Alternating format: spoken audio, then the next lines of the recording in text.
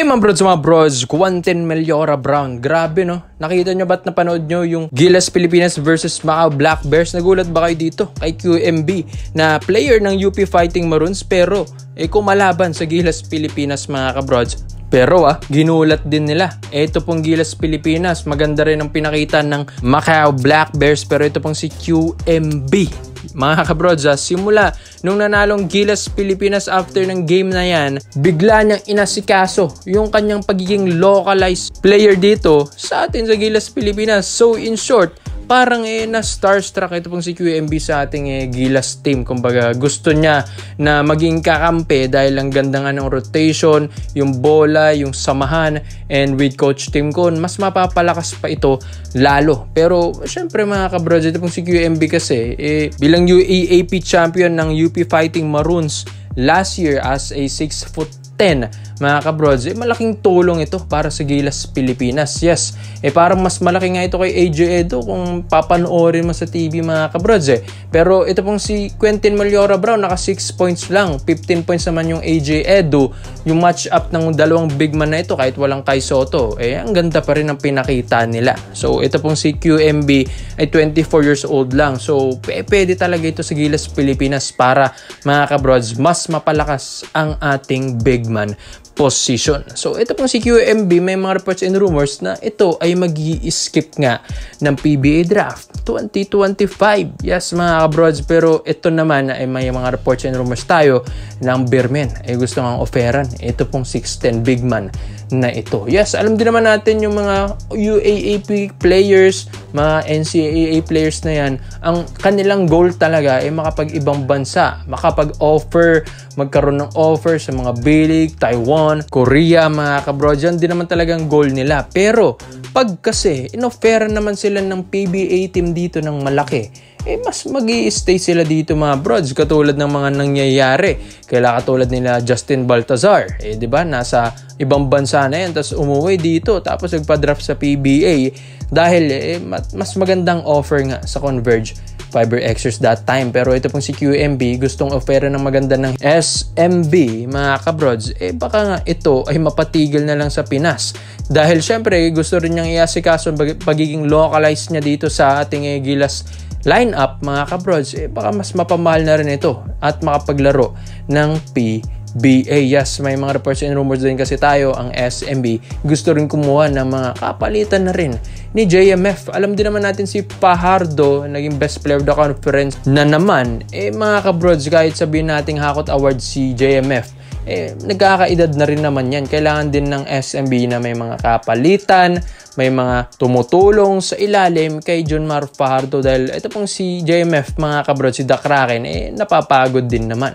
So maganda nga dahil 24 years old lang si QMB, maganda at may potential. Maski sina Coach Tim Con, nakitaan din ang potential ito pong 24 UAAP champion na ito dahil gusto nga rin nilang iasikaso yung kanyang papeles maging local dito sa atin sa Gilas Pilipinas. Maski ang SMB ay interesado rin na makuha ito pong si QMB. Yes mga kabrods, magiging future big ito ng SMB. Di naman natin masabing the next Fajardo dahil itong si QMB nga modern big na ito. Kayang pumukol ng tres, magandang footwork sa ilalim, kayang pumukol ng jumper, athletic na rin, magandang rebound, mabilis na rin kahit papano.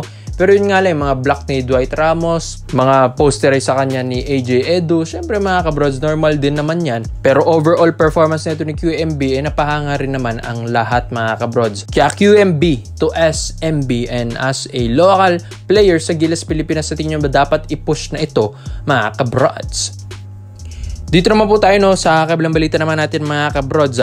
Ito nga si Kobe Paras ay nakita rin na nanood doon sa ating Gilas versus Macau Black Bears.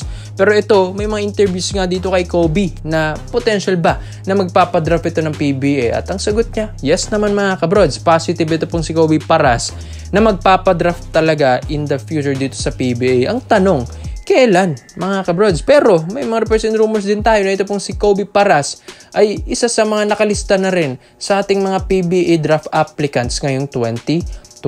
Hindi man kumpirmado, pero itong mga senyas na mga interviews ni Kobe Paras sa mga courtside nung Gilas Pilipinas, versus Macau Black Bears, baka ito na ang pinaka-sign na kasama talaga siya sa ating paparating na PBA Rookie Draft 2025. So, ang dami nang nakaabang dahil ito pong si Kobe Paras ngayon ulit sumusulpot sa mga basketball games natin.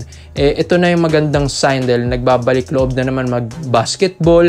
Nag-ensayo na rin naman ito sa ibang mga training camps, mga kabrods. So, may mga reports and rumors tayo na interesado ang Barangay Nebra San Miguel na kunin ito pong 6'6" power forward na ito. Yes, ang huli na niya kasing pinaglaruan yung Alter Chiba, former UP Fighting Maroons player din itong si Kobe Paras, and yung skills din naman nito kahit matagal na itong naglalaro mababalik lang din naman yan ng mga ilang buwan bagong rookie draft, di ba mga kabrods? Si Kobe Paras, Alter Chiba, Negata Alberex, yan yung pinakahuli. So after nun 2023 wala na, so 2 years nang bakante si Kobe Paras mga brods. Syempre inuna yung family, inuna yung love life dahil gusto nga rin ni Kobe na magpahinga rin dahil yun nga na homesick nga daw sa ibang bansa, sabi ni PBA legend Benji Paras mga kabrods. Pero ito pong si Kobe Paras possible na pwedeng makuha ng Hinebra ito dahil mga positive interviews ni Kobe Paras gusto nga din niya na makapaglaro na ulit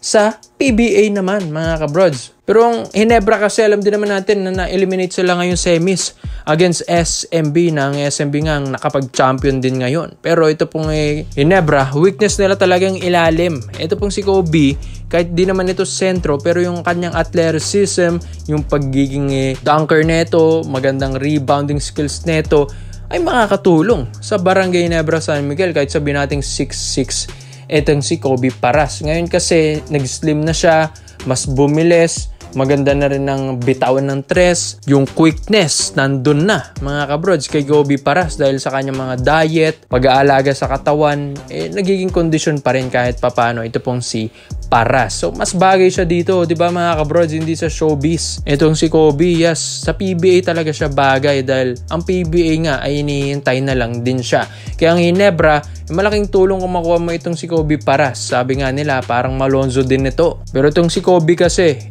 maganda na rin ang programa nito. Nakapaglaro na rin ng Japan B-League. So yung confidence nito, nandun na rin mga kabrods. Kaya magandang sign sa Hinebra na bumabalik na si Kobe Paras sa ating basketball business. Nagpapakita na naman ng intensyon na maglalaro ng PBA. So why not, diba mga kabrods? Pwede. At ito, 27 years old na rin naman ito pong si Kobe Paras. Sa lahat-lahat ng magpapadraft dito sa PBA, ito na siguro yung pinakahinog na bata-batang player pa sa lahat-lahat mga kabrods. Ito pong si Kobe Paras. Kaya jackpot ang Barangay Nebra San Miguel dito kung tutuusin mga kabrods. Ikaw mga brods sa tingin nyo ba dapat bang ituloy ito ng Barangay Nebra San Miguel na i-draft nila ito pong si Kobe Paras? Kaya komento mo lang po yung dito mga brods at isa-isa natin yan. Salamat po sa panonood mga brods. This is Kings Basketball. Yun lang, I'm out.